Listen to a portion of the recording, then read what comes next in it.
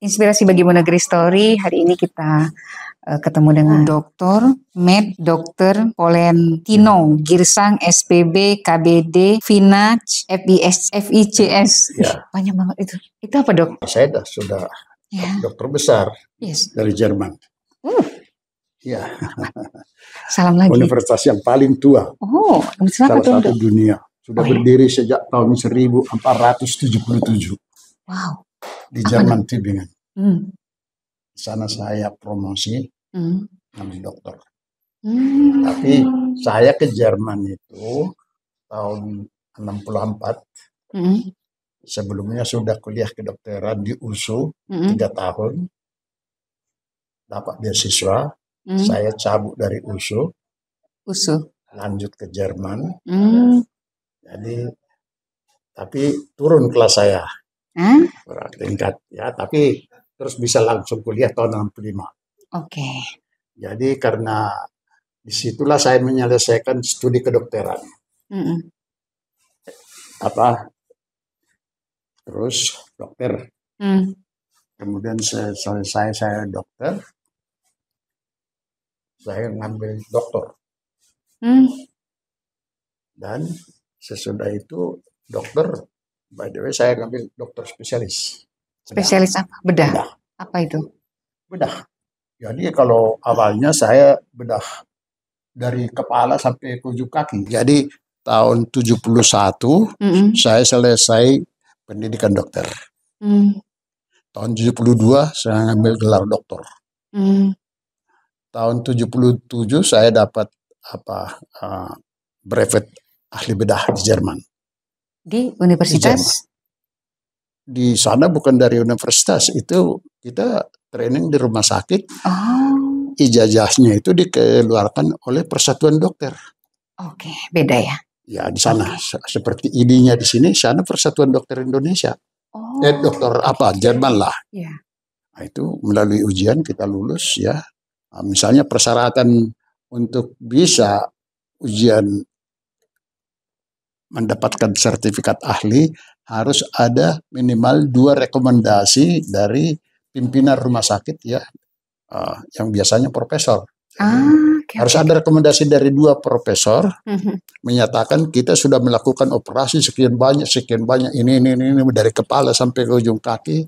Ada persyaratan utama. Baru diberi gelar profesor. Baru diberi keahlian. Chirurg namanya. Saya disebut chirurg, ahli bedah. Jadi pada perjalanannya bos saya itu dulu di Jerman, bos saya di Jerman itu dia profesor, memang super genius dia. Dia operasi semua dari kepala sampai ke ujung kaki. Jadi kami ikut arus lah, terpaksa melakukan itu juga. Nah, itulah. Jadi pendidikan tahun 71 saya selesai dokter. Dokter ya. 72 saya dapat gelar doktor dengan penelitian.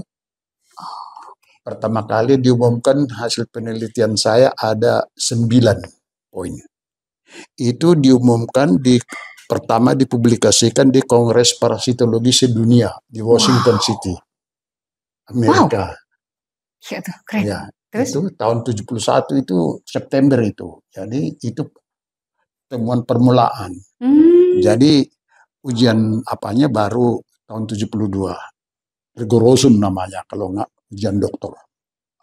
Terus? Jadi saya menyatakan lulus cum laude.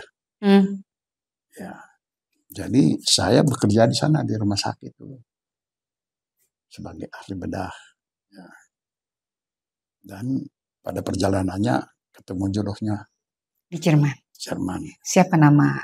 Krista. Ya. Itu tahun berapa sih, Pak? Itu tahun 75. Wah. Saya lahir, dokter nikah. Nah, tahun 75 kami menikah secara catatan sipil di Jerman. Iya. Habis itu kami ambil cuti ke Indonesia untuk pemberkatan. Diberkati di kampung halaman saya. Di Siantar. Seribu Dolok. Ya. Seribu Dolok. Ya, di Seribu Dolok, di sana diberkati oleh pendeta. Jadi karena ibu berasal dari Jerman, dibikinlah marganya dulu. Ya, apa marganya dikasih? Marga Sinaga. Wih, mantap kali. Sinaga, bayar 1 lembu kepada pihak Sinaga. Jadi resmi. Ya. Ikut juga kemari dulu ke Indonesia. Mertua saya dua-dua sama Opung. Ibunya Tulang. Ya. Menemani kami mengkantar burunya, buru satu-satunya. Ya gitu. Itulah itu sekilas. Itu sekilas keluarga. Jadi sudah menikah, saya kerja di sana tentunya kan. Di Jerman. Jerman di mana? Di kota Remscheid. Itu di mana tuh? Itu di dekat Wuppertal, North Rhine-Westphalen.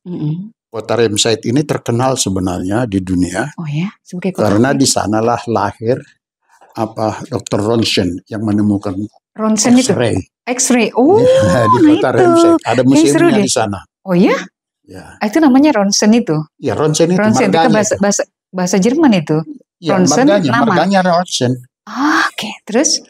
Itulah X-ray itu, karena nggak tahu dia itu kemudian X-ray. Jadi kemudian itu Ronsen, di sana ada museumnya. Di Remscheid dia lah, lahiran ke Remscheid dia. Nah itulah untuk menemukan apa itu X-ray. Jadi beliau ini dokter besar. Jadi tadi saya bilangkan tadi kan saya dipublikasikan pertama kali bulan September itu tahun 71 penelitian saya. Itu bidang apa tuh? Itu saya memilih penyakit tropis.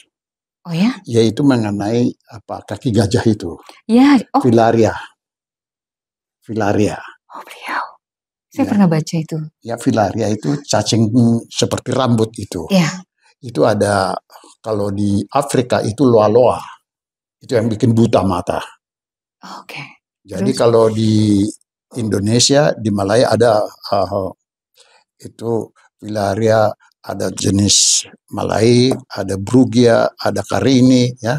Itu yang bikin kaki gajah. Kakinya besar. Tumpat itu saluran limf. Karena tumpat nggak mengalir, makin besar lah kakinya, kaki gajah lah.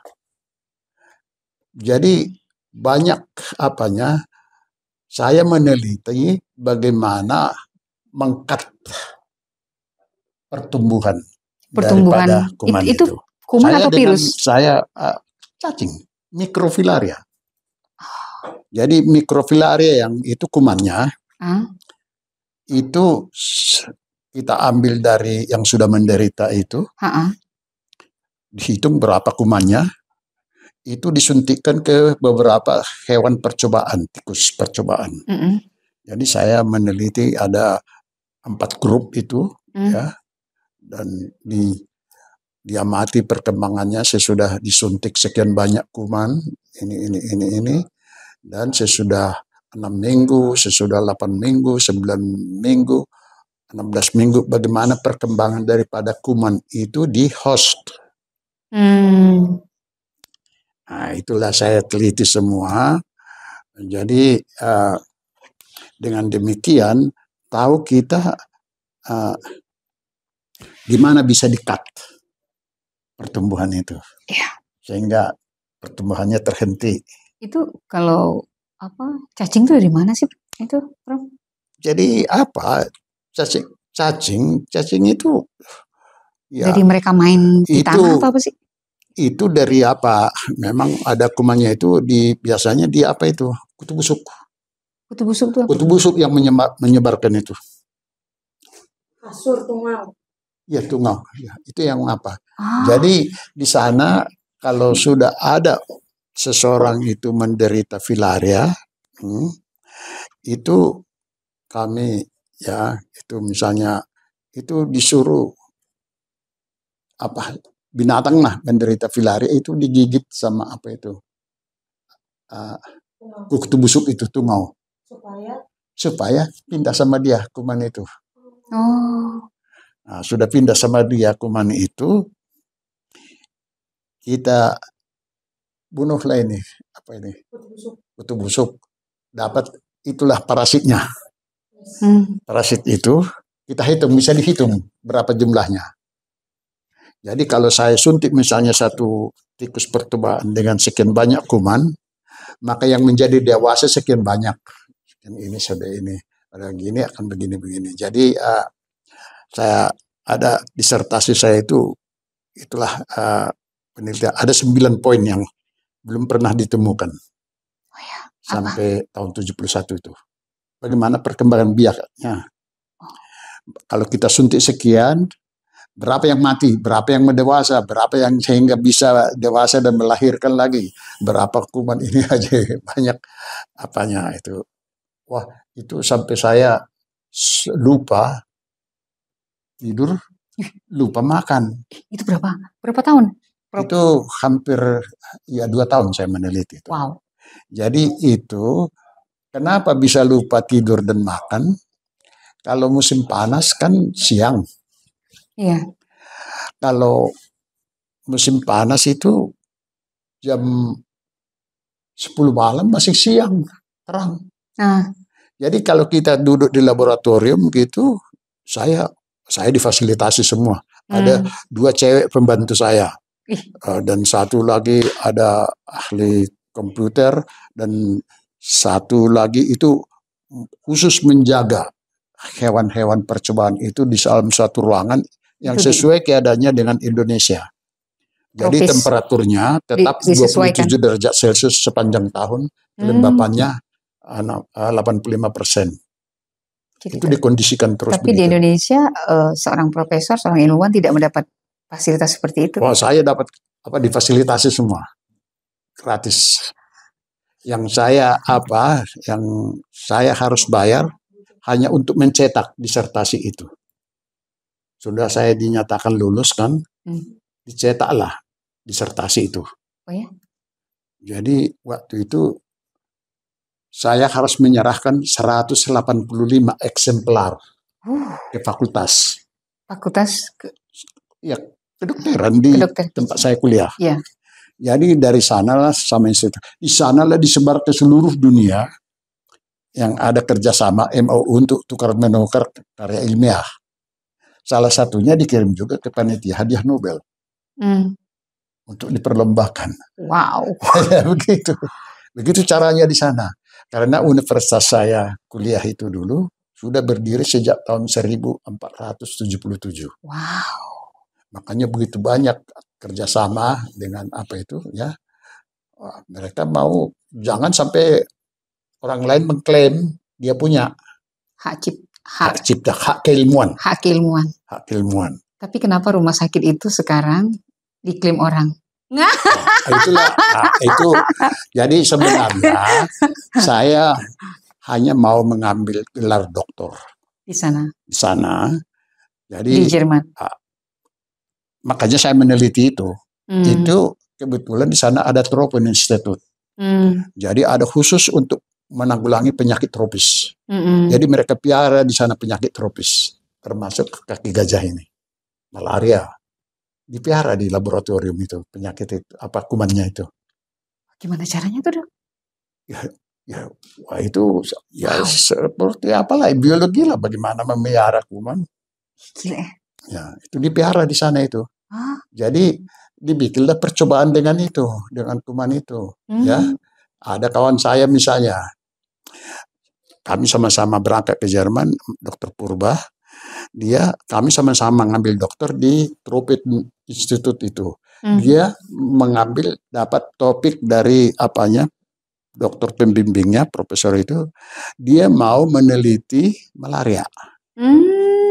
Bagaimana bisa mengobati malaria dengan tidak memakai kinina. Kinina itu apa? Kina, kan itu. Kina itu obat apa sih kayak? Iya itulah yang pahit itu dari pohon. Penisilin ya? Bukan. Kina itu dari pohon itu. Oh itu kina tuh pohon. Iya. Pohon kina. Ya. Pohon kina. Itulah untuk obat malaria. Iya betul. Itu. Tapi kan tidak semua ada di dunia ini. Oh, kina tuh ada di mana sih? Hanya di Jerman atau? Di Indonesia. Hah? Ya di Indonesia. Cuma di Indonesia? Di Indonesia lah obat kina itu. Oh. Jadi bagaimana kan di dunia barat kan tidak bisa ada semua itu. Jadi carilah pengobatan alternatif. Berarti kan kina ini kan memang tumbuhan tropis. Iya. Ya, oke. Jadi memang tumbuhan tropis. Jadi carilah alternatif bagaimana bisa mencegah perkembangan daripada malaria ini atau membunuhnya. Jadi kawan saya itu cukup dengan high protein. Kawan saya namanya siapa, Dok? Dr. Sarmedi Purba. Sarmedi Purba. Ya, dia masih ada beliau sekarang. Masih ada. Oke, salam dulu. Disapa dulu dong. Ya. Dr. Sarmedi Purba. Halo, Sarmedi Purba. Ayo panggil dokter apa nih? Yang nama singkatnya, Pak Tua? Saya Polentino. Okay. Dokter Polentino. Ya. Benar ya, Polentino. Ya. Oke, lanjut, Dok.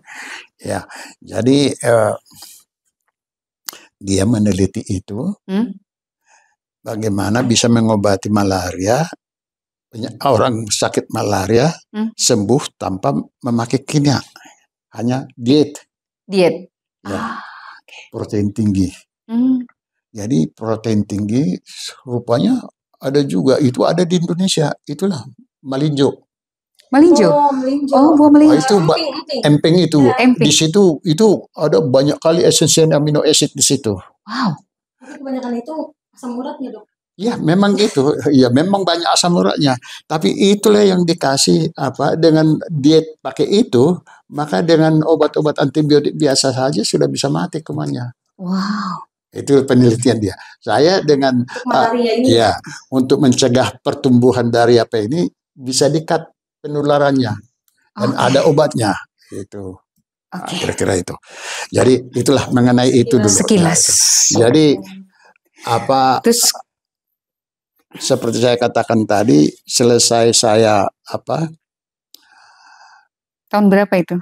Pendidikan tahun 72 kalau dokternya. Kalau dokter tahun 71.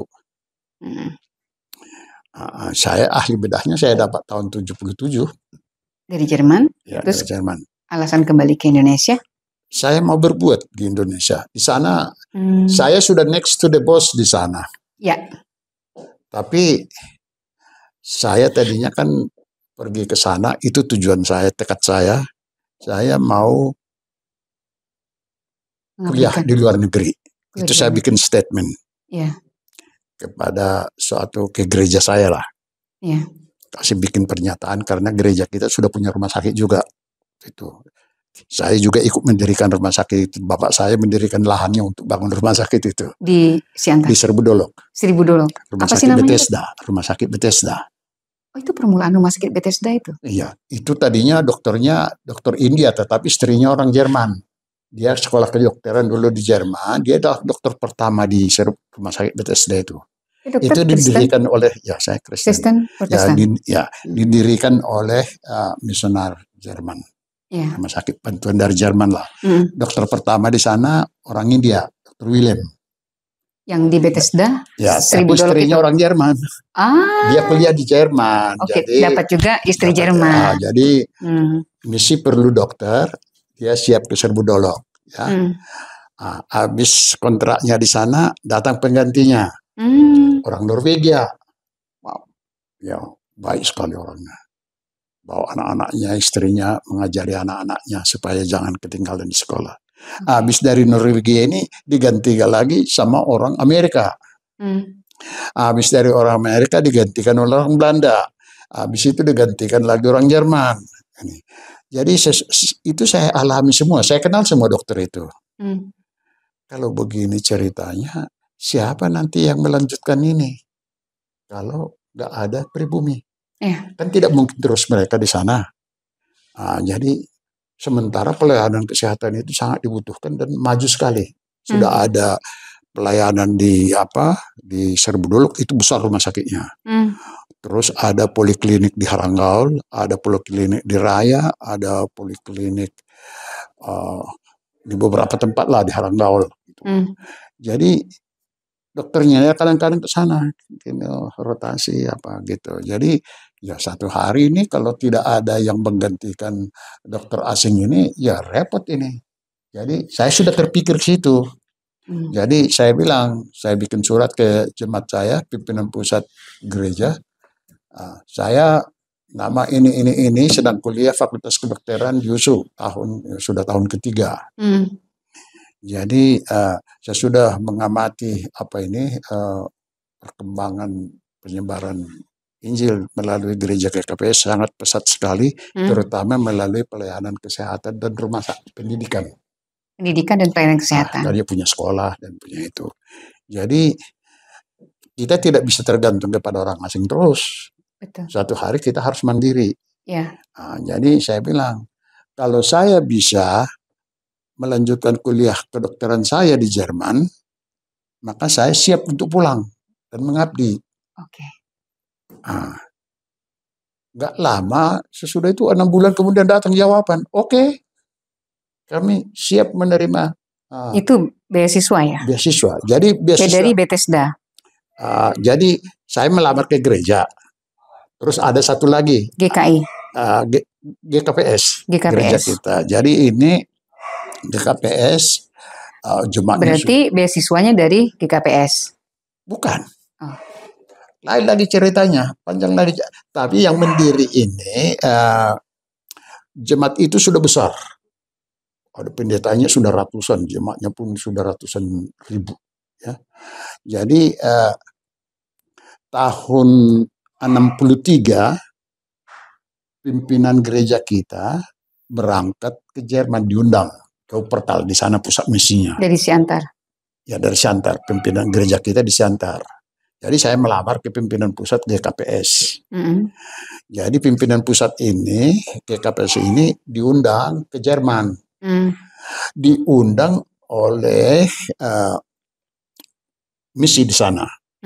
Lantas dia diundang oleh jemaat dari mana berasal yang memulai pekabaran Injil di Simalungun tahun 1903. Itu Augustus namanya itu, misioner itu. Jadi dia berkunjunglah ke jemaatnya itu di Borsait namanya. Sudah mau 80 tahun umurnya waktu itu. Jadi berceritalah Epurus kita ini mengenai perkembangan pekabaran Injil. Maju pesat semua. Jadi sekolah maju, anggota jemaat naik begini. Jadi, tapi dia lapis kata-katanya diungkapkan juga sama dengan zamannya misioner Augustus dulu, yang selalu didengung-dengungkan oleh misioner. Padi sudah menguning, siap untuk dipanen, tetapi kurang pemanen. Itu yang disebutkan juga oleh Augustus waktu dia di Simalungun. Dan ini juga diungkapkan kembali, biarpun sudah maju pesat begitu, karena lahannya masih luas kan. Sementara pelayan kurang. Jadi khusus mengenai pendidikan, itu yang disantuni mereka dan kedokteran. Jadi dia bilang, rumah sakit kita sudah maju pesat, tapi kami khawatir itu tidak akan berlanjut kalau tidak ada yang melanjutkan. Dan selama ini tetap dari dokter asing ke sana. Jadi pada saat ini ada 2 anak anak baptis gereja GKPS, kuliah di Fakultas Kedokteran USU. Mereka kami lihat itu berbakat. Dan kalau boleh, kalau bisa mereka menginginkan supaya mereka dapat melanjutkan studi kedokteran di Jerman. Karena ya akan terkenal pendidikan. Dan nanti kalau sudah selesai pendidikan dokter di Jerman, mereka kembali mengabdi di sana, di Serbudolok. Itu dasarnya. Jadi dijawab sama Augustus, itulah misioner pertama pendiri gereja kita.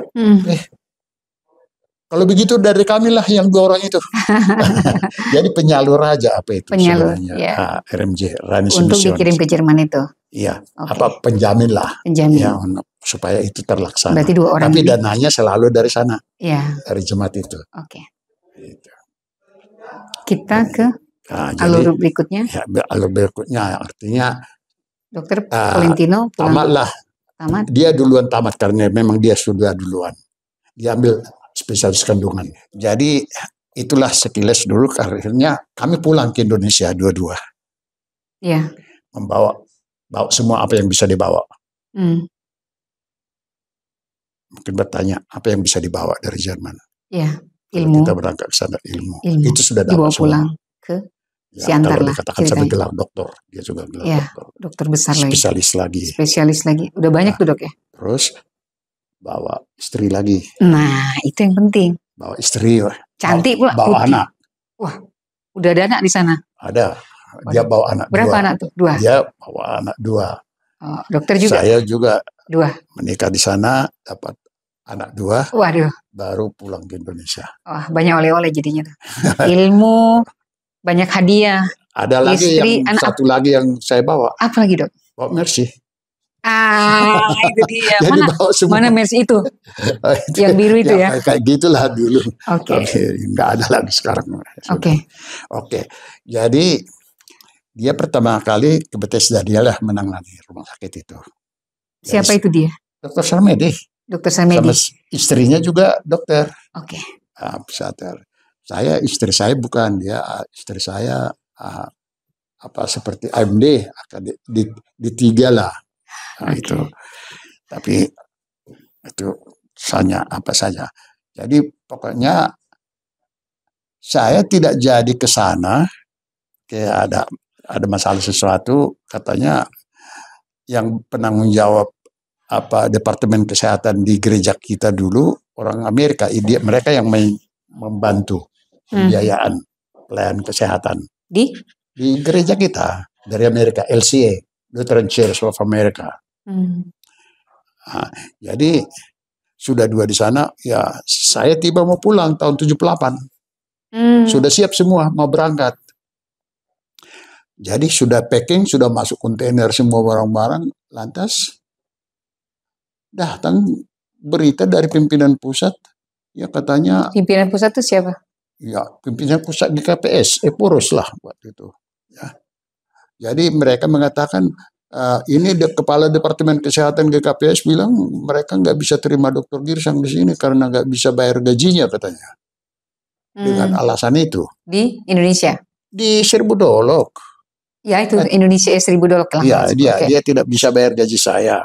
Jadi pada waktu yang bersamaan ada permintaan dari Rumah Sakit Balige. Oh Balige. HKBP. Mereka butuh seorang ahli bedah. Jadi ya pimpinan direktur RMJ itu tanya saya, ya Dr. Girsang kalau nggak diterima di Seribu Dolok di gereja GKPS, apa mau juga ke Balige? Terus ya, saya ya siapa aja kemanapun saya kan mau mengabdi. Oke. Nah, jadi akhirnya ke Balige. 19 tahun berapa? Jadi mulai saya bertugas di sana 79 sampai 82. Oke.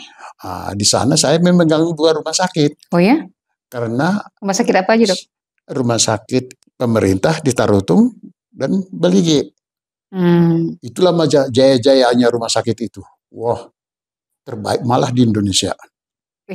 Full house, terlengkap. Siapa yang megang? Tapi yang megang berarti itu Dokter Polinto? Saya bukan direktur, saya sebagai konsultan bedah, kepala bagian bedah. Tetapi karena kepedulian saya yang mencari dana ke sana. Sehingga lengkap peralatannya. Itu rumah sakit Tarutung itu pemerintah. Bukan atas upaya pemerintah, upaya saya sehingga sudah bertaraf internasional. Oke. Jadi perlengkapan itulah rumah sakit yang lengkap. Sudah ada endoskopi, sudah ada cuci darah, semua ada. Itu tahun 79. Berarti 82. Sponsornya dari Jerman juga? Dari Jerman, dari Belanda, dari Lions Club. Itu upaya saya. Dan saya juga berani saya todong pemerintah. Kalau tahu siapa yang saya todong? EWP Tambunan.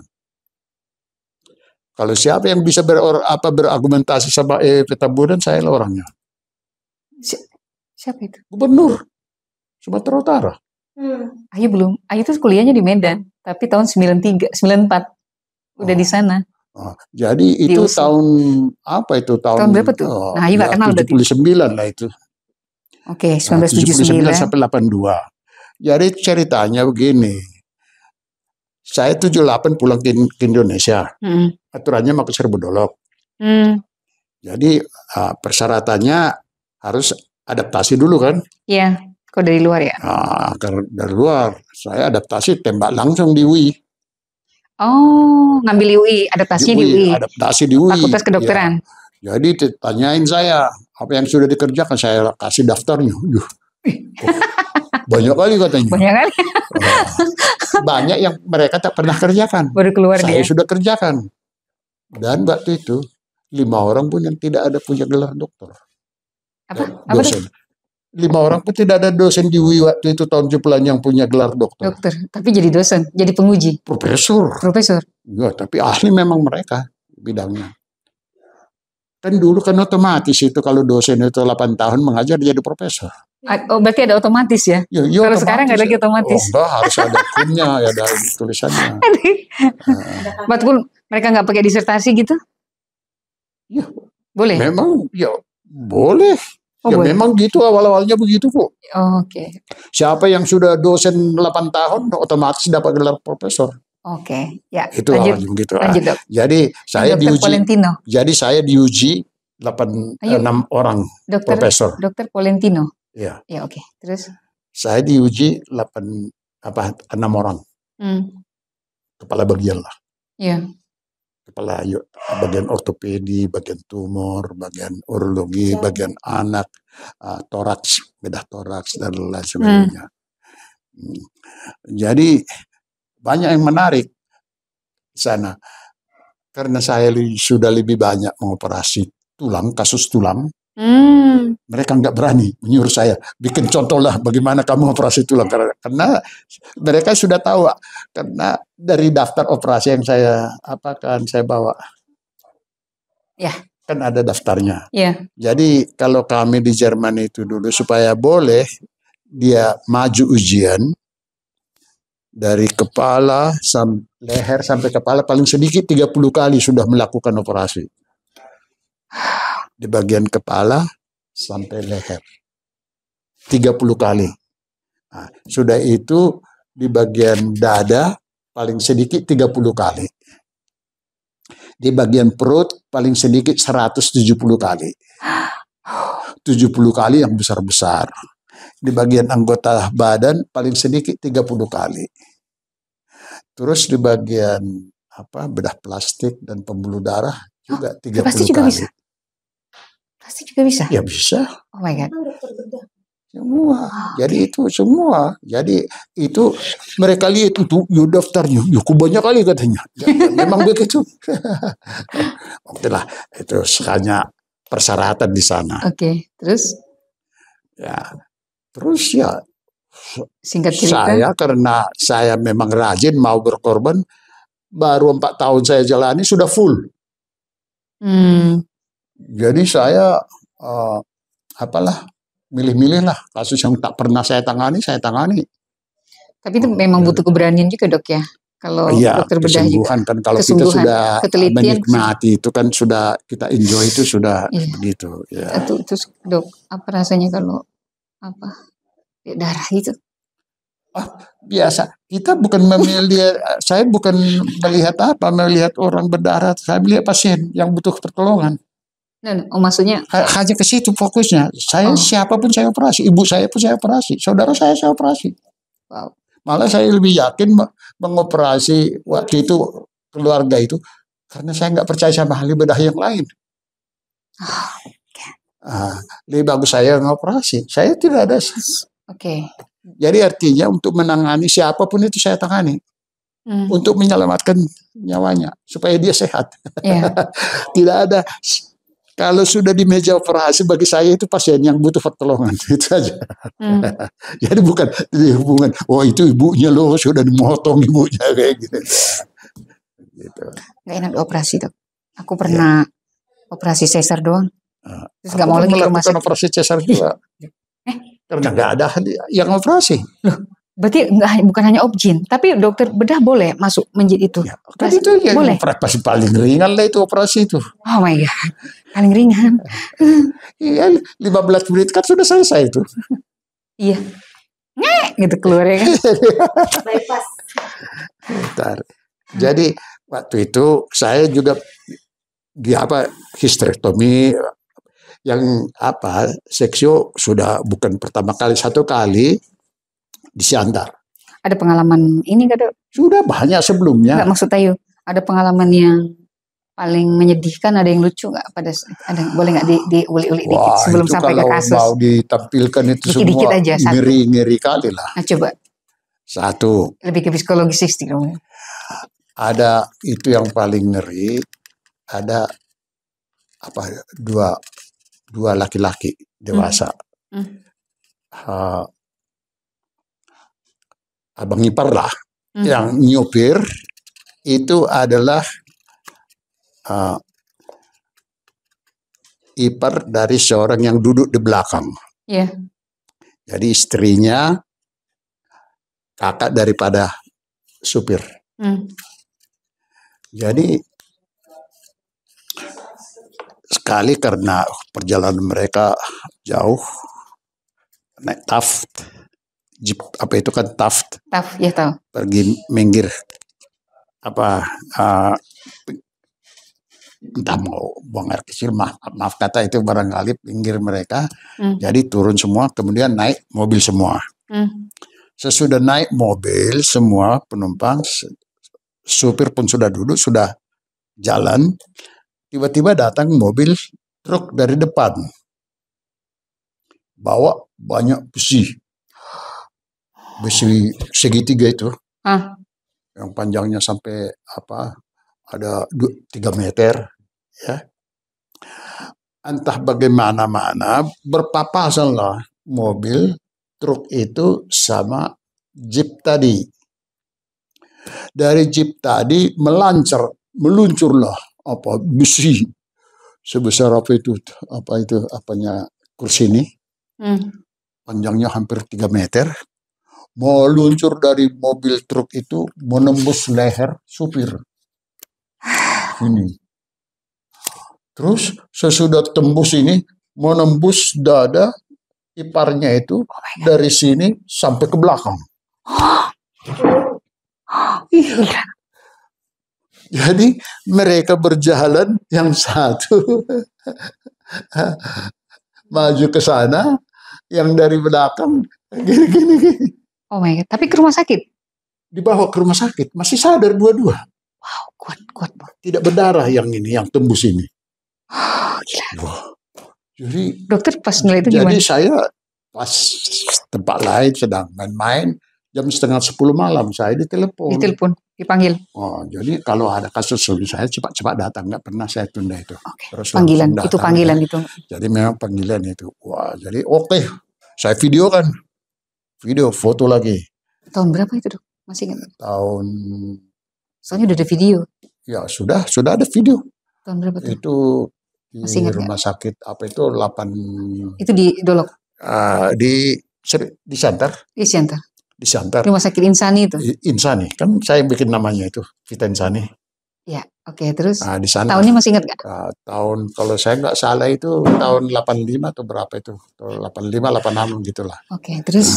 Jadi ini bagaimana ini supaya aman?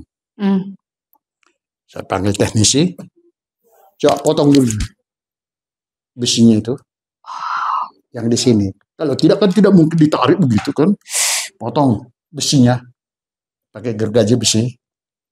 Lama itu ya? Jadi karena ini paling gampang di permukaan, saya kalau ada berdarah itu susah, saya bisa terus tekan atau bagaimana. Jadi begitu pertimbangan saya, itu saya potong, tarik itu, suruh ke sana. Yang satu lagi suruh tidur dulu tempat tidur. Tapi dia dikasih obat sakit? Dia masih sadar kok. Tapi pakai obat sakit ya? Anti sakit juga ya? Jadi, kok dia duluan katanya. Nggak apa-apa, saya bantunya dua-dua, saya bilang. Jadi sesudah ini gampang bagi saya kan, untung nggak putus jalan napas sama Tapi berarti di permukaan aja? Di permukaan aja. Tapi tembus. Oh my God. Wah, cepat itu saya tanggulangi. Oke. Bawa masuk itu. Sudah itu dia sudah aman lah, bawa ke ruangan, suruh masuk yang kedua. Yang tembus dari sini sampai ke belakang. Iya. Ya saya tangani lah itu, ya, pasang semua, ya selesai, aman, pasang dread, pasang ini. Memang butuh keberanian. Ya. Apa inisiatif juga ya dok ya? Ya inisiatif juga. Jadi harus ada itu. Tidak hanya terstruktur gitu, bukan hanya teori, jadi tapi inisiatif kita harus juga. Out of the box seorang ahli bedah harus percaya diri. Itu dua. Bisa mengambil suatu keputusan yang terbaik pada saat yang tepat. Yep. Jadi cepat mengambil keputusan. Iya, untuk menyelamatkan ya. Menyelamatkan itu. Itu yang saya lakukan dan aman. Jadi karena itu menarik sekali, saya mintalah kepada kedua pasien itu. Ini kasus karena nggak sampai seminggu sudah pulang. Dua-dua sehat. Cepat sembuh dia. Jadi sudah sehat dua-dua. Orangnya masih hidup sekarang kali ya. Sampai sekarang. Wah gila tuh, keren. Karena masih muda waktu itu kan, ya 86, 85 lah itu barangkali ya. Karena rumah sakit itu mulai buka 84. Jadi rumah sakit ini 1984 buka. Dibuka itu. Namanya Vita Insani. Vita hidup. Vita Insani. Itu di jalan apa? Jalan Merdeka. Nah, jadi itu saya minta izin mereka. Boleh saya publikasikan ini? Mereka mau? Boleh? Boleh katanya. Boleh saya publikasikan sebar kemana-mana dengan foto-foto? Boleh? Katanya. Boleh. Terima kasih, saya bikin tanda tangan. Supaya jangan nanti gak ada tuntutan kan? Tak apa-apa. Jadi pulanglah mereka 1 minggu. Dibawa loh suatu keranjang durian. Durian? Hadiah. Untuk dokter? Untuk kerja rumah sakit lah. Keluarlah undang-undang peraturan baru dari Menkumham. Tahun? Tahun itu 2002. Di mana setiap pemegang saham di suatu perseroan harus dapat membuktikan setoran sahamnya ke rekening PT. Ya, kan gitu. Sementara kami sendiri yang founder itu nggak bisa ngebuktiin. Tak bisa. Tidak. Kami tidak perlu itu karena kami saling percaya. Cuma ada pembukuan yang benar. Ada pembukuannya. Nyatanya kan dikonfirmasinya jumlah saham yang disetor. Jadi berarti korek pembukuan itu kan? Iya, ada buktinya. Ada buktinya. Dan itu jadi masalah mulai. Jadi menjadi masalah mulai karena peraturan Menkumham harus sistem online. Jadi setiap orang pemegang saham harus ada bukti setoran ke rekening PT. Saham saya yang sampai 400 begitu, tadinya saya tidak mau 400 saham saya, 200 saja cukup. Tapi ada rekanan saya di Jerman, penyalur alat-alat rumah sakit, dia bilang sama saya, Alkes.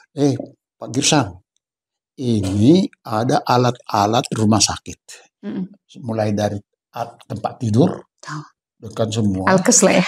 Ya, semua sampai tempat tidur, barang baru, stok lama. Stok lama tapi barang baru gitulah. Harganya, wah jauh 15%, 10-15% dari harga baru. Ada rumah sakit yang ditutup. Di Jerman. Terus itu dibeli Horace Insani. Ya, ada rumah sakit 200 tempat tidur belum pernah ditidurin. Cuma dijual.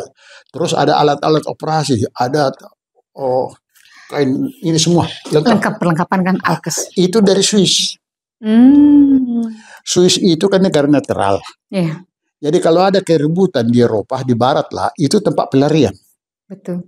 Jadi orang-orang elite larilah ke Swiss. Jadi untuk mengantisipasi itu disiapkan pemerintah Swiss 50 rumah sakit di bawah tanah untuk menampung itu semua. Peralatan untuk rumah sakit 50 rumah sakit ini siap dilempar dari udara. Wow. Di dalam gunung itu semua. Wow. Jadi setiap tahun kan dia audit. Setiap alat-alat kan 20% menyusut harganya. Jadi sesudah 5 tahun harganya tinggal 1 franc. Itulah dia ditawarkan ke dunia ketiga. Dan itu adalah Horace Insani. Cepatlah saya ke sana. Jadi supaya resmi, jangan saya sendiri aja yang bernego, supaya tetap saya ajaklah. Kami rapatlah, kami berlima yang pengurus ya. Founder itu. Saya supaya ditemani Dr. Paulus lah membeli alat-alat ini. Dia juga medis, tahu mungkin ada alat-alat penyakit dalam dia juga perlukan ini. Jadi kami lihat dari sana, tempat tidur 200 biji, stainless steel, hidrolik lagi. Keren dong. Keren. Kualitas ya. Ada tempat tidur, ada lagi peralatan rumah sakit semua, ada cangkir, lengkap, sendok, garpu, itu lengkap semua. Tempat sampah itu F&B-nya pun lengkap ya? Semua kain-kain operasi, baju operasi, semua lengkap. Diborong lah itu dengan harga 10% aja. Wow. Jadi sudah berapa? Jadi karena begitu bergairahnya kami membeli itu. Tidak ada bukti. Beli semua. Datang delivery, tapi kalau begitu kasihlah down payment. Down payment boleh saya kasih, saya bilang. Waktu itu ada saya bawa kira-kira 100.000 euro. Tapi nggak cukup. Saya kasihlah down payment. Janji 1 bulan kemudian sesudah barang itu sampai di Indonesia dilunasi. Oke. Tanda tangani. Komisaris utama dan direktur utama. Jadi dikirimlah ke Indonesia. Sampai di Indonesia, sampai di Belawan, mau dikeluarkan lah kan. Ini sudah sampai barang itu, kirimlah uang saya katanya. Jadi yang seharusnya ada pemegang saham baru yang mau menjanjikan sama saya akan store tanggal sekian, nggak masuk uang itu. Malah tapi bukan Pak ini. Jadi ada yang bukan Pak Sidadolok ini. Bukan. Ada lagi. Untuk belanja itu berarti ada pemegang. Banyak kan 14 orang yang baru masuk itu. Oke, terus berarti duitnya nggak masuk. Duit nggak masuk. Jadi barang ini nggak terbayar. Nggak bisa dibayar. Mau ditariknya pulang. Wah, itu kalau gitu saya tarik kembali katanya. Wah, malu lah saya pikirkan. Waduh, begini rupanya. Ke telepon lah mertuaku. Jerman. Nah, ini Pak, ini ada. Masih adanya, kan mereka ada tabungan kami di sana. Yeah. Jadi mereka yang ngurus juga tabungan kami di Jerman. Jadi mereka dia punya pabrik dulu. Karena satu-satunya anak perempuan. Yeah. Jadi setiap bulan ada di store-nya juga ke situ. Ke rekening sebagai tabungan. Kami lah, itu sebagai warisan bayar di muka lah. Yeah. Jadi, Pak, ini masih ada uang kami di sana. Ada. Ini karena ini harus dibayar ini katanya terpaksa. Sebenarnya enggak, itu jaminan masa tuanya masuk kami kan. Ada katanya. Ya, ini harus dibayar, tanggal sekian harus dibayar. Dilunasi lah itu di sana. Jerman. Iya. Oke, terus? Lunas lah. Kan masuklah barangnya. Tambahlah saham saya kan. Oke. Itu kan tidak masuk rekening PT di Indonesia. Kendala juga lah. Sama yang lain-lain itu pun. Itu yang 14 orang itu. Ada 10 orang juga itu dibayar tunainya. Untuk memudahkan. Tapi store semua. Ada pembukuan semua. Dokternya enggak? Yang lain-lain juga. Jadi mereka bilang, wah kok kami enggak ada daftar. Jadi si calon pemegang sahamnya kami. Kalau dilaporkan ke sana kan ya. Di mana hak suara kami kan? Hadir aja kalian sudah mengganti pengurus pun sudah kalian ikut. Kok jadi begini? Jadi hebatnya 3 minggu sesudah RUPS yang pertama itu yang diputuskan itu harus ini. Keluar pengakuan dari Menteri Hukum dan HAM. Bahwa? Saya direktur utama yang sah. Sang pengurus lama lah founder itu. Disitulah. Jadi sesudah jalan begitu, mulailah sudah 3 tahun kan. Ini masa jabatan kepengurusan lama ini sudah berlalu. Sudah habis katanya. ini harus kita gantilah apa kita kata Pak Sida ini. Sida Dolok Sida ini. Dolok ini. Terus Gantilah ini.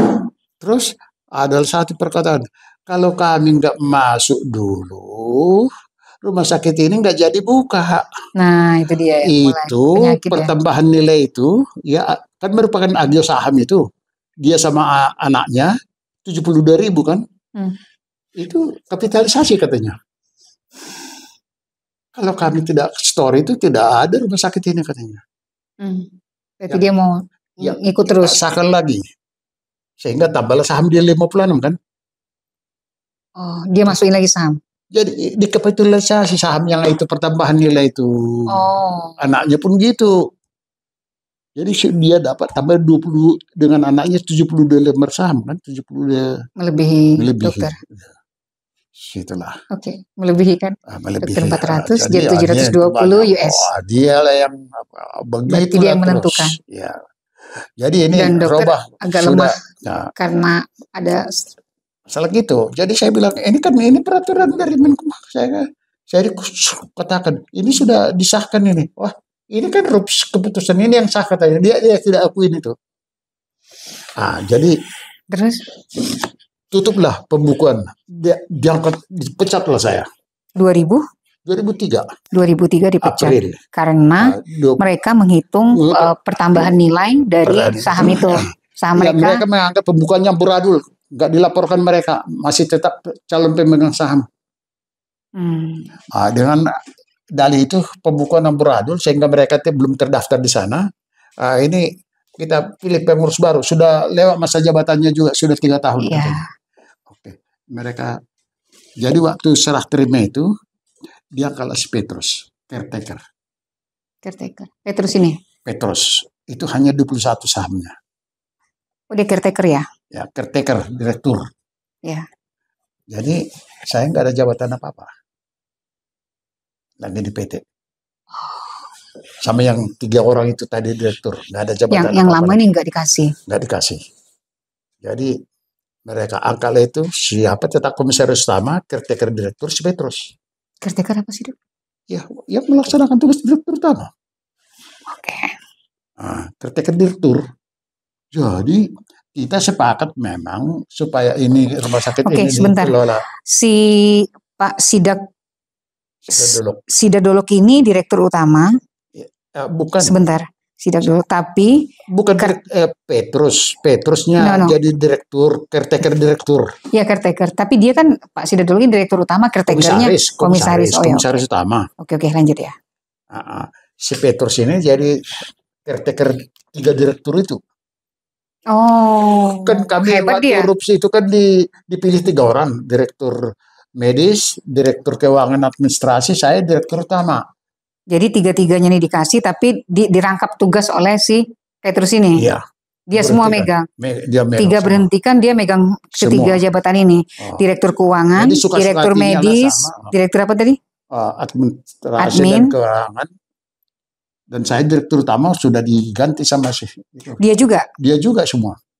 Sama Sida Dolok, komisaris utama. Jadi operasional rumah sakit PT Horst Insani ini sekarang dipegang oleh Sida Dolok dan Petrus? Oke, baru nyambung. Itu kan? Tahun 2003? Tahun 2003. Terus? Terus kita sepakat supaya karena memang rumah sakit itu adalah badan usaha dari PT, sesuai dengan akta notaris, kita sudah sepakat untuk mendatangkan seorang yang profesional sebagai direktur rumah sakit. Biar aman ya. Biar aman, katanya. Jadi itu pun kolusinya mereka. Tapi tidak ada kemampuan ini. Jadi sebentar, 2003 itu dokter dipecat dan tidak lagi ada di rumah sakit itu sebagai dokter sekalipun. Ya, dokter masih boleh awalnya. Mengabdi. Praktek boleh. Bukan praktek. Saya 2 orang praktek saya kan ada. Ya. Sebagai direktur pun tetap. Berapa tahun itu? Itu mula-mula tahun 2003 itu di situ saya sudah mulai diteror. Apa terornya? Gak boleh berpraktek lagi. Kenapa? Alasan terornya apa tuh? Sesudah tidak boleh berpraktek di rumah sakit. Yang neror? Ya nggak dikasih izin lagi. Direktur itu sesudah itu sepakat mau diangkat direktur yang profesional, diangkat direktur profesional orang luar. Dokter Ontang waktu itu, Ontang Tapu Bolon. Oke. Terus? Diangkatlah dia sebagai direktur awalnya sampai ada apa rapat umum pemegang saham untuk memilih pengurus yang sah. Itu tanggal apalah 27 November 2004. Di situ lebih kejam lagi. Saya tidak punya jabatan apa-apa. Si Ontang ini dibikin jadi direktur utama.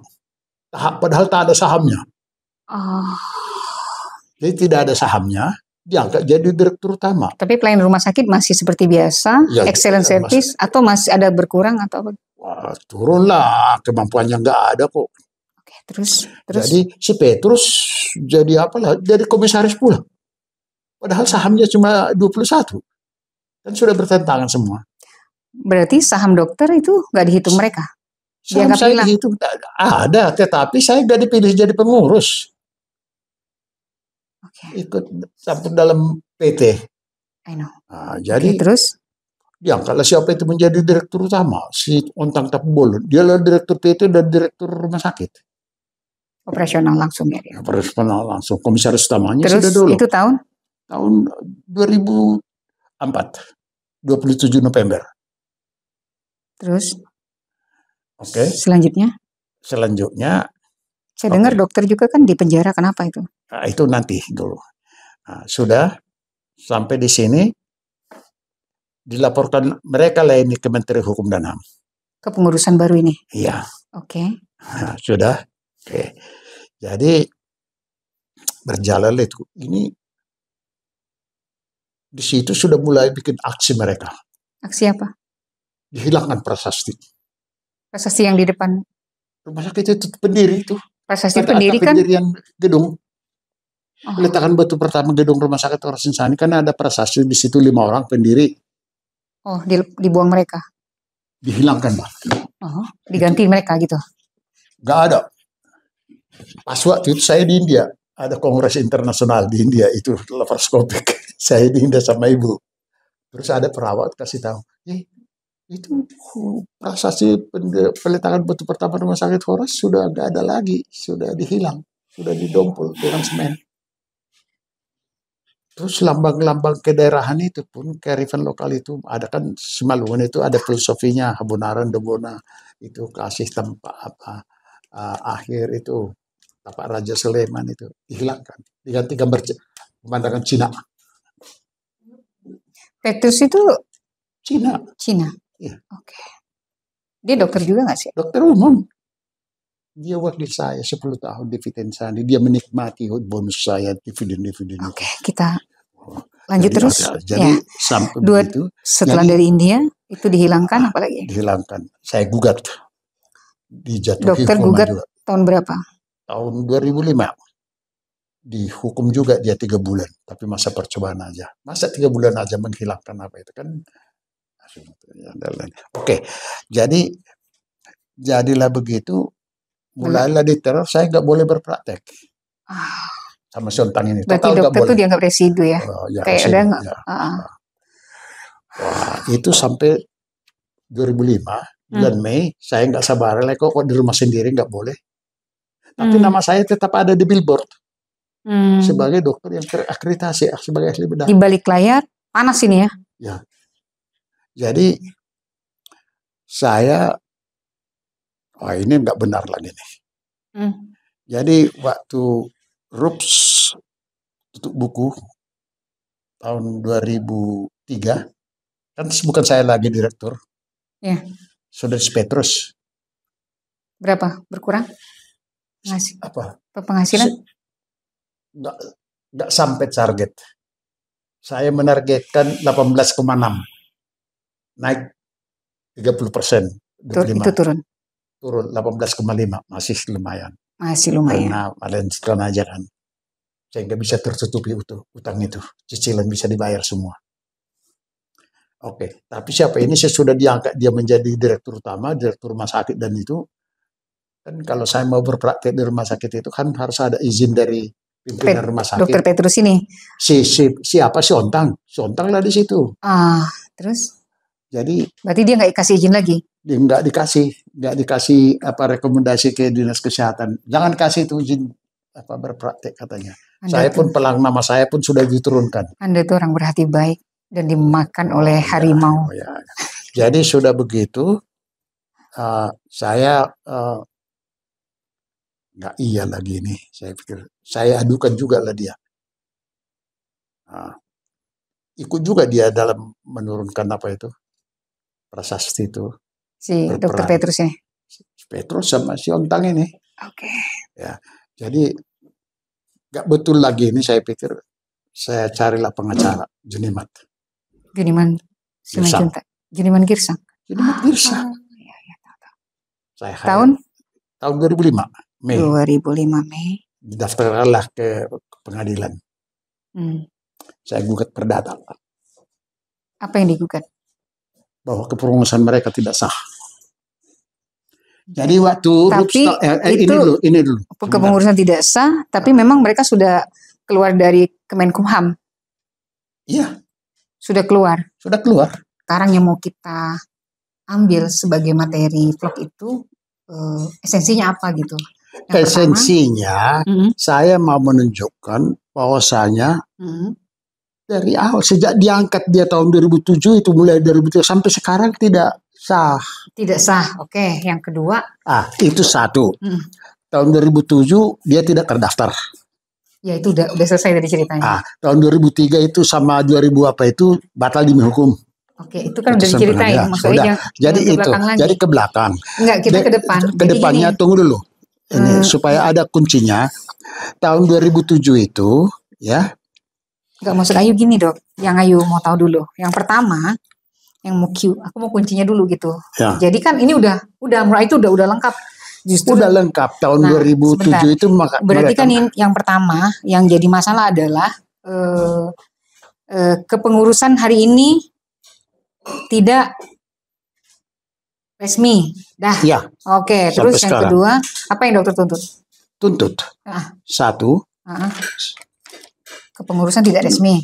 Mereka telah melakukan perbuatan melawan hukum. Secara ini yang saya sebutkan ini. Ini sistematis, terstruktur, marsif, berkelanjutan ini saya sebutkan semua. Ini nanti Ayu apa aja? Itu berkelanjutan dan ini yang laporan ke Presiden. Saya laporkan Forkopimda. Karena saham yang 75 lembar saham itu baru saya peroleh April tahun 2022. Harusnya? Sejak ditandatanganinya. Karena di sini tertulis juga dengan ditandatanganinya berita acara perdamaian. Terus? Dan diangkat sita jaminan. Ya. Jangan kesini lagi. Dan ada akte notarisnya. Ya, Mas Ayu ini nih. Ada akte notaris sebelumnya tanggal 15 September 2016. Intinya 2000 di situ dengan sesudah diangkat sita jaminan, ya kan sudah ada buktinya tadi. Maka pengurus PT berhak secara simultan memotong saham mereka itu yang menyatakan kesiapannya dan memasukkan rekening ke saham saya, kolom saham saya. Itu kan yang diminta. Itu maksudnya. Tapi tidak dilaksanakan. Jadi tahun 2007 saham saya ditulis mereka dari akta yang mereka terbitkan belakangan yang juga tidak sah tetap 420. Harusnya dia 700 sekian. 495. Tahun 2008 juga begitu. Jadi tetap 420. Ya. Dan tahun 2008 akte notaris tahun 2007 tidak dilaporkan ke Menteri Hukum dan HAM. Akte notaris tahun 2008 itu pun yang seharusnya dilaporkan ke sana tidak didaftarkan ke sana. Ayu cuma pengen tahu yang pertama kepengurusan Horas Insani sampai hari ini PT Horas Insani tidak cacat hukum. Itu yang Ayu mau ambil. Itu intinya. Terus mereka melakukan perbuatan melawan hukum. Yang ketiga tidak mengisi tidak memenuhi saham yang sudah dijanjikan sesuai dengan akte notaris. Tambahan itu. Karena tidak mereka lakukan itu berarti hak suara saya tidak sah. Kalau mereka melakukan voting. Ya, itu intinya. Berarti dokter dijebak lagi oleh mereka? Ya, dijebak. Tapi mereka jual pula saham yang tidak terdaftar itu. Saya tambahkan lagi. Tahun 2007 dan 2008, malah mereka gugat saya oleh Hakim Agung. Saya di situlah yang saya dipenjarakan 2 kali. Nah itu yang kita ceritakan. Kenapa itu digugatnya? Iya, saya bukan direktur. Sesuai keputusan Hakim Agung dari Selumbu. Saya terbukti melakukan tindak pidana penggelapan sesuai hasil audit investigasi yang dilakukan oleh BPK dan polisi. Tanpa persetujuan. Dana PT Horizon Sani Abadi. Dihukumlah pertama itu saya 6 bulan. Oh ya? Penjara. Waktu saya datang jaksa mengeksekusi itu ke rumah saya pas pulang 6:30 dari pesta ke rumah bersama istri saya, terus datang sudah menunggu di sana jaksa. Ini ada surat panggilan Pak, jemputan ini harus ini katanya. Yuh, baca putusannya. Karena katanya saya bukan direktur tahun 2007. Ya saya direktur, ini ada SK saya kok. Oke, terus? Daftar notaris dan saya direktur kok saya. Terus setelah itu apa? Jadi dia bilang, saya melaksanakan perintah Pak. Oke, terus? Perintah dari hakim. Setelah itu masuk? Saya tidak, enggak. Saya berdebat dulu, nggak mau saya. Ayo panggil wartawan semua, televisi, biar aku yang bayar semua. Bikin konferensi pers di sini, aku bilang. Wah janganlah, nggak usah lah, katanya berdebat lah itu sama istri saya pun sudah nggak dan ya dipersiapkan istri saya apa yang tahu dia sudah harus saya dibawa. Di luar sudah menunggu mobil dan ada polisi di dalam. Wah jadi dijebaklah saya. Begini aja lah Pak Girsang. Ya ini kan saya kan harus melapor ke atasan. Tanda tangan. Bukan melapor ke atasan bahwasanya saya sudah menjemput Bapak. Terus? Ayo saya bawalah ke kejaksaan. Nanti di sanalah kita bicarakan itu dengan Kajari katanya bagaimana. Terus naik langsung dibawa ke lapas. Di sana diserahkan. Gila. Langsung masuk penjara. Gimana itu? Siantar? Di Siantar. Ceritanya begitulah di sana. Saya ceritakan. Terus, kemudian 6 bulan setelah itu? Tunggulah, sudah selesai 6 bulan ya. Nah itu. Jadi saya bukan direktur. Jadi mereka mengatakan si Petrusnya, jadi RUPS 27 Februari 28 itu saya sudah demisioner. Ya, udah dianggap demisioner. Demisioner. Jadi saya boleh dianggap demisioner kalau kalian laporkan. Kalian tidak berhak menggelar RUPS ini, saya bilang. Saya sudah lapor pertanggungjawaban saya diterima kan. Yang ada untungnya itu saya minta dividen nggak mau. Saya melapor. Jadi mau layar RUPS kan. Di situ bercara lah saya sebagai pemegang saham. Setelah 6 bulan? Bukan. Kan saya tidak terus langsung masuk. Belakangannya masuk. Nggak, maksudnya? Baru 2014-nya saya masuk. Nggak, maksud Ayu 2014 mereka jebak itu. Ini jebak jaksa itu karena sudah karena ada kasasi banding ini kan sampai berkekuatan hukum, tetapi itu ini sudah berkekuatan harus ditahan katanya. 2014 terus? Ditahanlah itu saya jalani.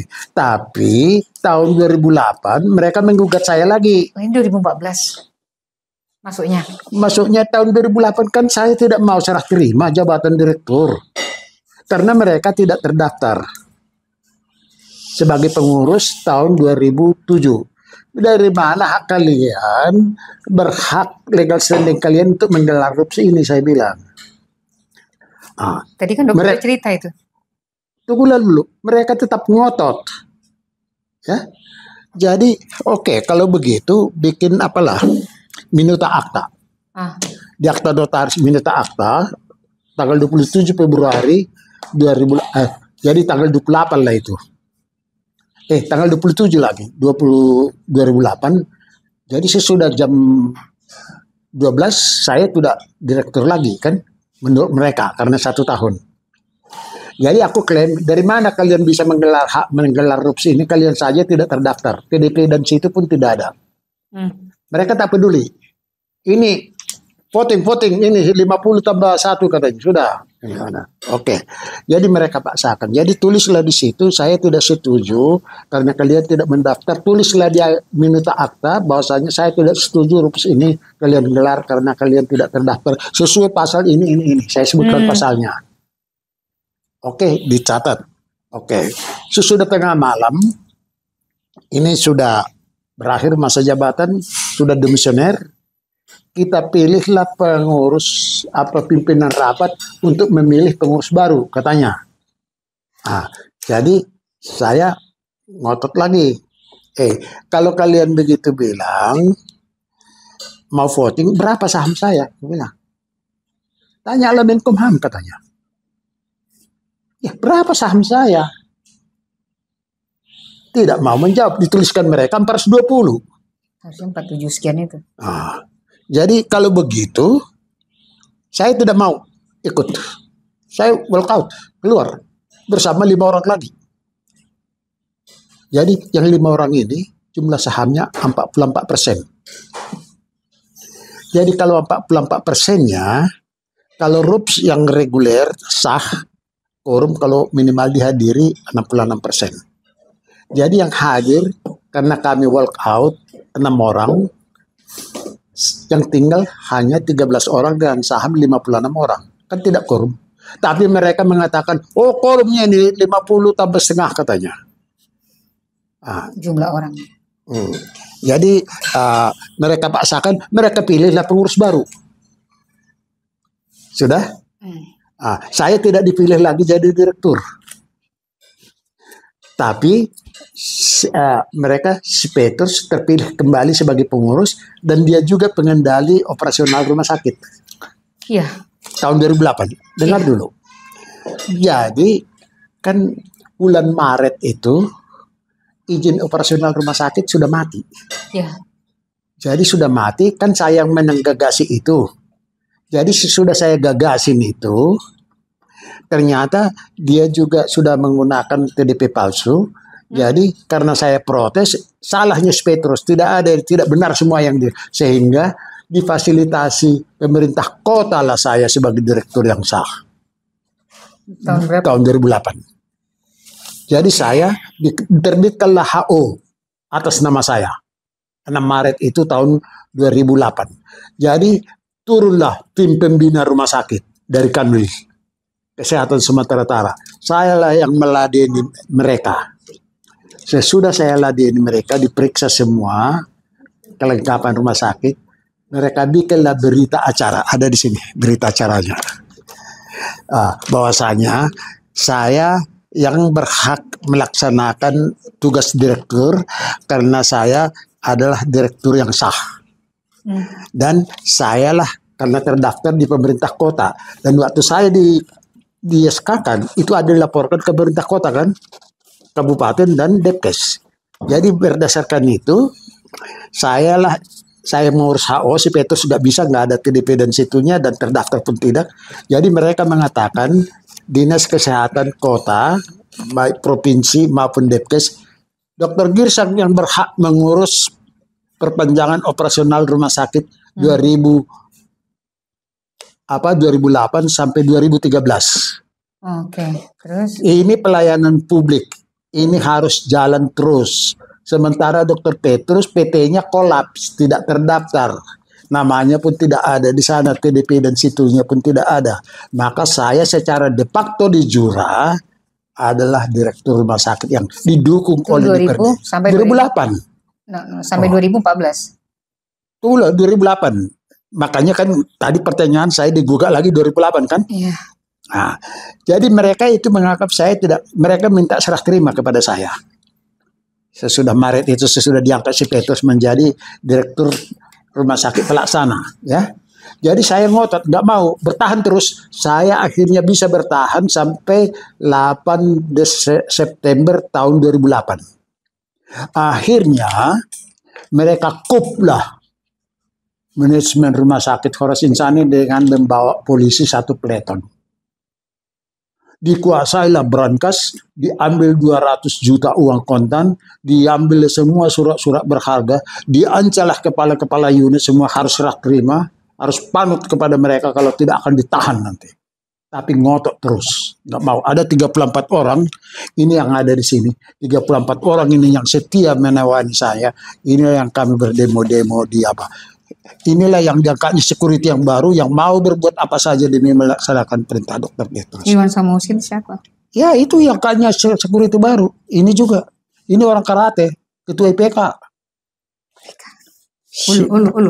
Siapa sih ini? Ulu, IPK. Ini kami sehingga kami kan Apa tiap itu? Oh, lanjut lusa kan. ini sampai di kami diubar terus sampai ini kan ini yang semua pengikut saya. Saya bilang apa dong? Aksi damai menuntut di mana keadilan ini. Ke kejaksaan, ke polisian, DPRD, kantor wali kota. Berarti hari ini mana lagi mencari keadilan? Itu dia niaya saya untuk merebut kan gini. Ada kepala unit tenaga SDM. Jadi saya pagi-pagi ditelepon kepala SDM. Ini datang dari suruhan dokter Marulam Panjangan sebagai wadir keuangan dan administrasi mau memasukkan alat-alat ke kantor itu serah terima jabatan SDM. Ya. Jangan mau saya bilang, tetapi ya bagaimana ini mau dipaksa mau disorong alat-alat meja ke dalam. Jadi saya datangi ke sana. Jangan dulu saya bilang. Saya sudah panggil polisi. Kalau memang kalian pengurus yang sah, tunggu datang polisi.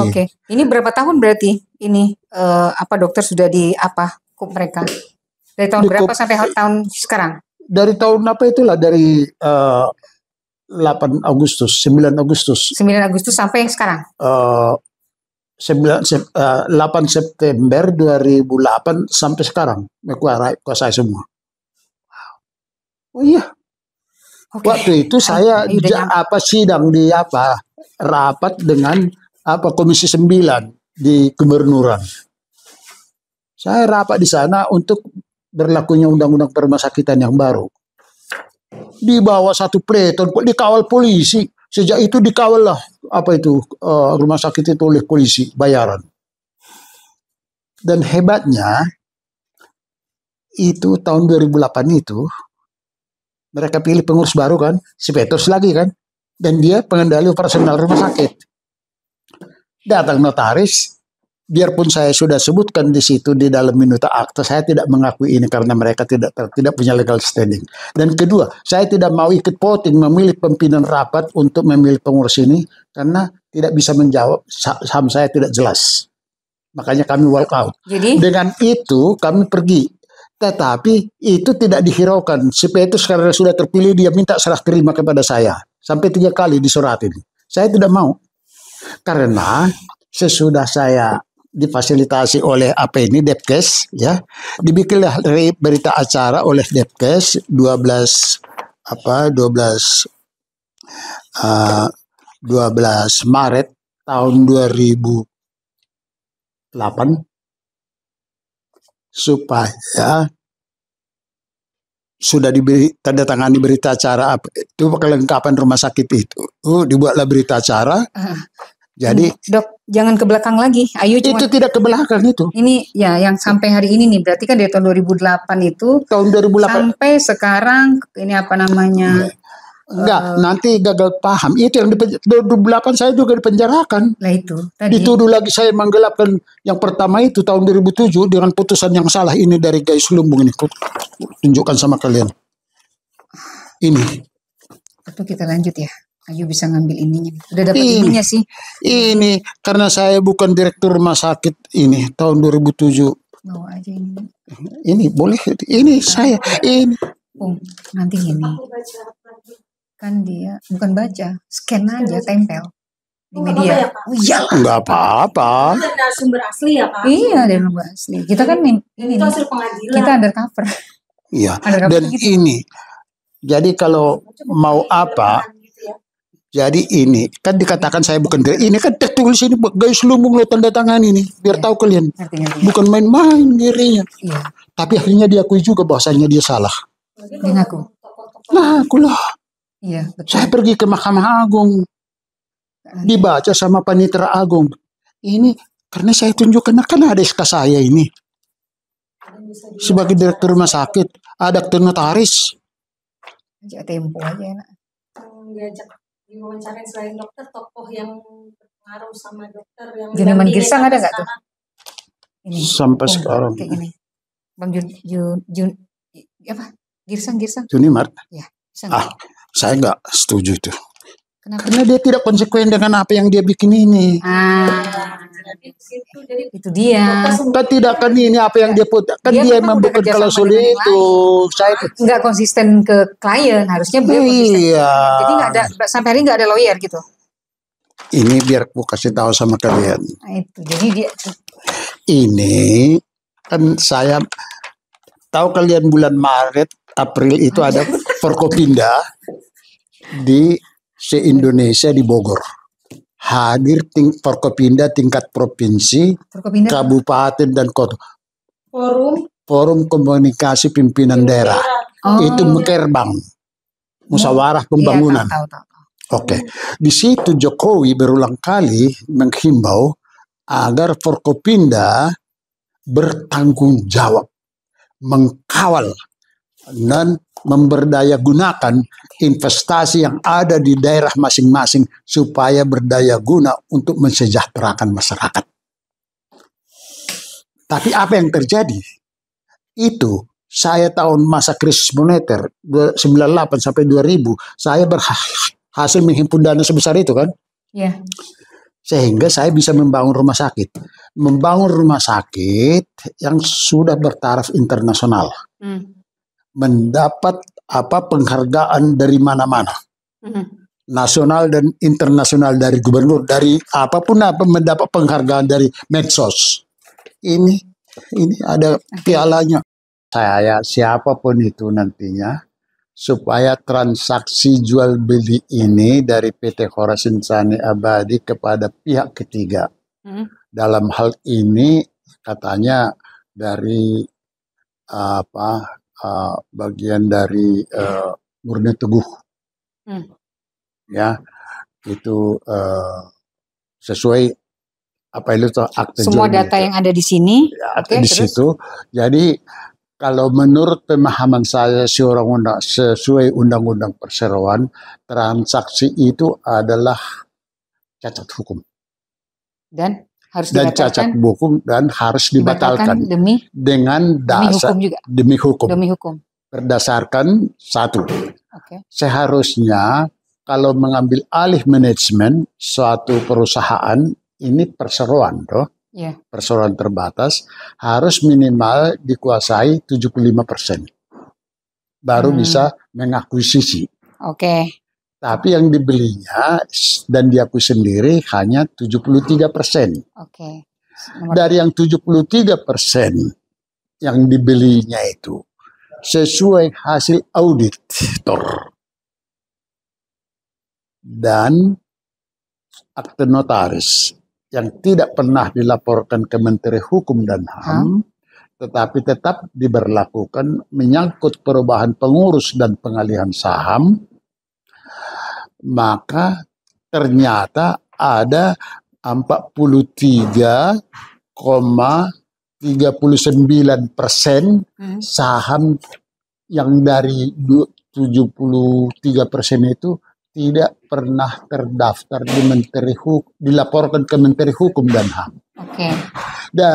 Artinya kenapa bisa diperjualbelikan saham yang tidak terdaftar? Pertanyaan. Ketiga. Saya supaya itu dibatalkan dan harus menghukum pihak-pihak para pelaku yang terkait di sana sesuai ketentuan hukum. Kedua, karena sejak awal. 4 po. Tadi ada 3. Sudah 3. Ya 4 sekarang. Karena sejak awal, terutama sejak tahun 2007, terpilihnya pengurus dibantu notabene anggota pemegang saham lainnya yang merupakan kroni-kroni mereka. Ya, telah menghalalkan atau membenarkan semua perbuatan hukum yang dilakukan oleh pengurus melalui voting, melalui keinginan mereka sendiri dengan melawan hukum. Sehingga kalau ada 41,39% sejak tahun 2007 saham itu tidak dilaporkan ke Menteri Hukum dan Saham Perubahan Kepemilikannya, maka jelas tidak sah. Kalau itu tidak sah, ya tentunya tidak boleh diperjualbelikan. Dan karena tidak sah itu, maka hak suaranya itu pun menjadi tidak sah. Sejak tahun 2007 sampai hari transaksi jual beli. Sampai hari ini? Ya sampai hari inilah. Jadi dengan demikian ya tidak berhak itu pembeli sekarang itu merubah sesuatu apapun dari fisik gedung rumah sakit Horace Insani. Dan karena itu suara 41,39% itu cacat hukum, maka voting yang dilakukan oleh semua pemegang saham, terutama oleh pengurus-pengurus yang selalu membenarkan, tetapi kenyataannya sesuai Undang-Undang Perseroan itu tidak boleh diperhitungkan. Jadi voting-voting yang dilakukan oleh pengurus PT Horace Insani Abadi sejak tahun 2007 sampai sekarang, sampai tahun 2000, pengambil alihan itu, manajemen itu adalah cacat hukum. Jadi karena cacat hukum, maka kepengurusan itu pun cacat hukum. Kalau cacat hukum itu, siapa yang secara legal formal sesuai Undang-Undang PT, kalau tidak sah kepengurusan itu dari sejak itu, maka kepengurusan yang sah adalah pengurusan terakhir, kepengurusan PT terakhir yang terdaftar secara sah dan berlaku di Menkumham. Itulah sampai sekarang yang secara pemahaman hukum perseroan sebagai direktur dan pengurus yang sah. Dalam hal itu, karena itu pertama kali disahkan oleh Menkumham 9 November 2001, dan kemudian dengan masuknya 14 orang pemegang saham baru, disahkanlah pengurus baru lagi yang didaftarkan oleh pengurus yang sudah diterima oleh Menteri Hukum dan HAM dan diberlakukan 9 November 2001. Itu juga yang diakui oleh Menkumham, terdaftar dan berlaku pada 9 November 2004.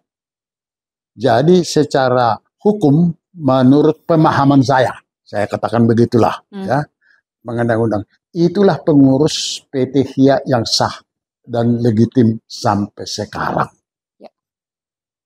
Jadi untuk itu ya saya mohon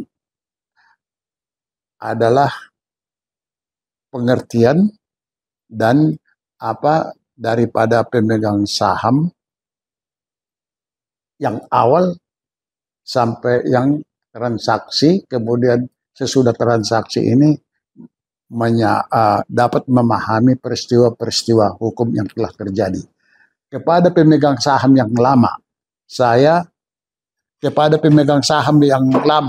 saya sudah menjelaskan secara panjang lebar dalam surat saya 4 Juni tahun 2016, pelanggaran-pelanggaran hukum-hukum perseroan apa yang telah dilanggar oleh pengurus PT dan kroni-kroninya.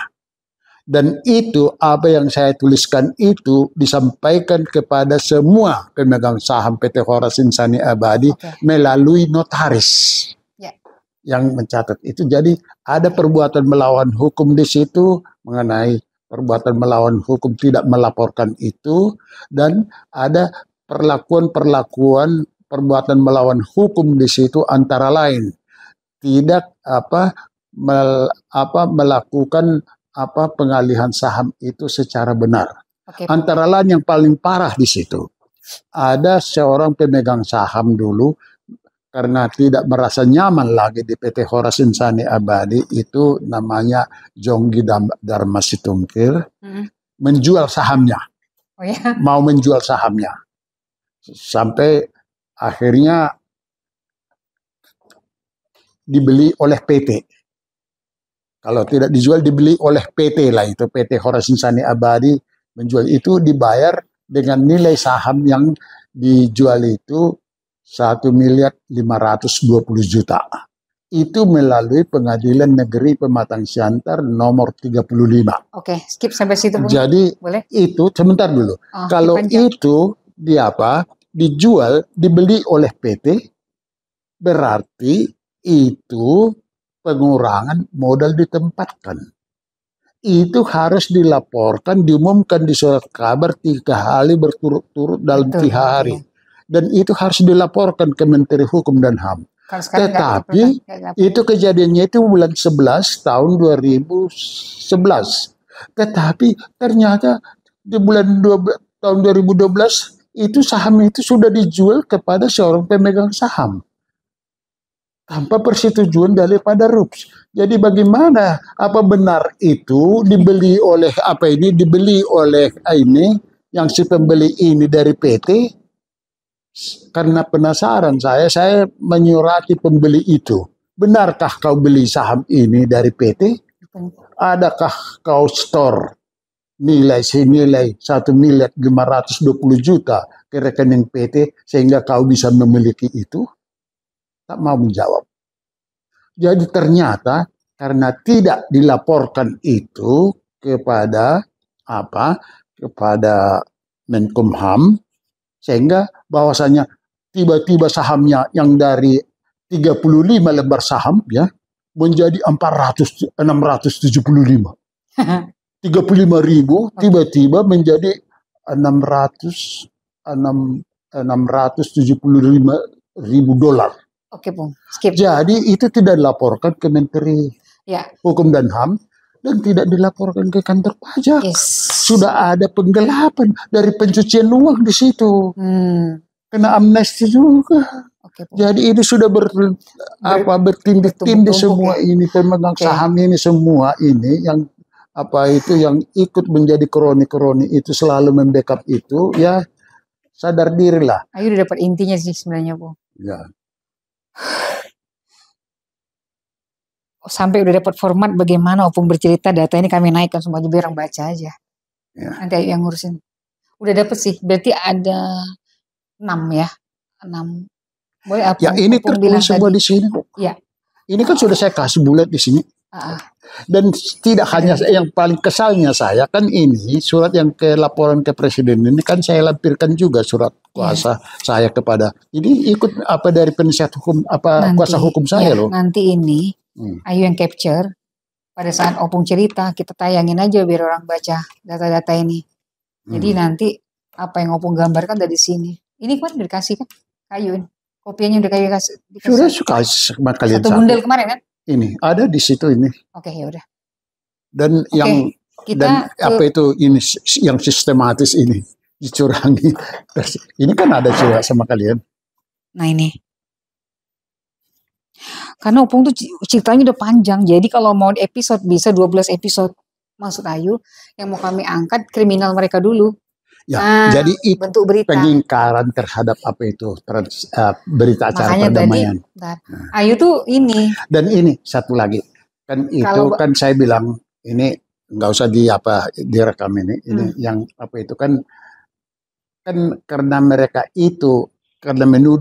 menuduh saya menggelapkan itu saya gugatlah di pengadilan bahwasanya mereka sudah menggunakan autentik palsu 2007 dan 2008. Iya. Saya lapor ke polisi. Itu kan udah ada semua di itu. Ya, itu sudah ada. Nanti kronologinya udah ada sebenarnya. Sudah ada itu, ya. Itu yang bikin bebas murni. Ayu tuh kepingin dapat esensi beritanya dari Opung. Yang satu lagi yang paling ini setiap saya bilang. ini rups terakhir, saya minta supaya dana yang 11 miliar 461 juta itu dibagi sekarang. Awalnya itu direktur utama PT Horasin Sani namanya Insinyur SPP, ya, itu harus dibagi, itu hak semua pemegang saham katanya. Tapi dia sendiri tidak konsekuen dengan itu. Tidak jadi itu dibagi yang 11 miliar 461 juta. Malah mereka menuntut saya supaya tetap membayar yang 4,6 miliar itu. Mereka kirim surat kepada Ketua Pengadilan Negeri Pematang Siantar supaya mengeksekusi itu putusan itu. Yang pertama 1,7 miliar sekian, dan kedua 2,9 miliar sekian. Yang biarpun audit investigasi cacat hukum, tidak ada putusan itu. Tunggu sebentar. Ini supaya jangan apa, mereka suratilah Ketua Pengadilan supaya itu saya bayar. Jadi dipanggillah saya, di-unmanninglah saya oleh Ketua Pengadilan bulan April kemarin. 2023. Dibacakanlah ini Pak Girsang sesuai dengan tuduhan ini, putusan pengadilan itu yang GL itu dari Selembung, ya.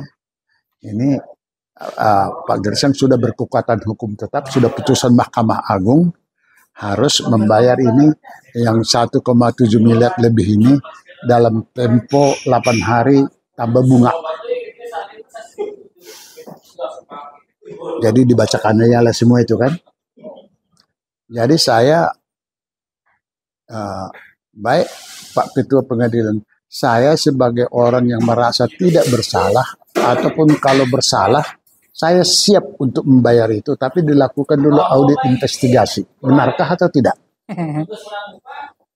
Dan satu, kedua, saya mohon supaya Pak Ketua Pengadilan yang mulia bersedia mendengar penjelasan saya ini. Saya bacakan dulu putusan pengadilan Mahkamah Agung yang dibuat oleh Di sini disebutkan saya terbukti bersalah melakukan tindak pidana kejahatan karena saya bukan direktur Rumah Sakit Horasin Sani sesuai keputusan RUPS 27 Februari 2007. Sementara ini ada ke saya, Pak, hasil keputusan RUPS, saya pun di-SK-kan dan saya menjabat itu, malah sudah diaudit pun, pertanggungjawaban saya pun sudah ada, kok saya dituduh menggelapkan. Dan dana yang digelapkan itu sesuai hasil audit investigasi daripada BPK dan polisi. Sejak kapan BPK sama polisi berhak mengaudit keuangan ini? Kalau BPK kan kerugian negara, instansi negaranya, kok bisa? Itu satu. Kemudian untuk tahun 2008, itu saya laporkan, saya bilang itu yang dua itu, ada itu perkara 1801. Itu sejak awal polisi sudah menyatakan itu A1 bukti-bukti yang saya laporkan. Sehingga sebelum diproses itu PY Petrus sudah tersangka. Belum diperiksa apa-apapun. Sesudah di BAP menjadi tahanan kota. Sudah tahan kota, itu yang menjadi, itu saya bacakan sama itu. Jadi di situ intinya saya katakan sama hakim. Ini majelis hakim pengadilan, dia ketua pengadilan Siantar kan? Majelis hakim, saya baca itu siapa apanya? Yang ya itu enggak ada di putusannya itu, kalau mau dibuka sekarang bisa dapat. Jadi ada di situ, banyak orangnya sih enggak kuingat, tapi ada tertulis. Tapi yang jelas yang memeriksa saya, mengamanning saya itu Ketua PN Pak Marga Sitorus. Jadi ini harus dibayar ini Pak Girsang dalam tempo 8 hari. Terus saya mau bayar, tapi ini saya bacakan itu satu yang tadi. Yang kedua saya bacakan itu putusan ini. Ini Pak halaman 18 sampai 22 di sini. Majelis Hakim Pengadilan Negeri Pematang Siantar telah salah menerapkan hukum dalam memutus perkara ini. Karena sesuai fakta-fakta persidangan, mendengarkan keterangan ahli, keterangan saksi 4 orang dari para sinsani yang saling bersesuaian, kemudian saksi ahli, perdata, dan pidana dari USU, Tan Kamelo dan Mulyadi, dan bukti-bukti akta autentik notaris dan surat-surat keterangan sesuai azas pembuktian pasal 184 KUHP, Dr. Petrus telah terbukti melakukan tindak pidana kejahatan menerbitkan dan menggunakan autentik palsu. Oke.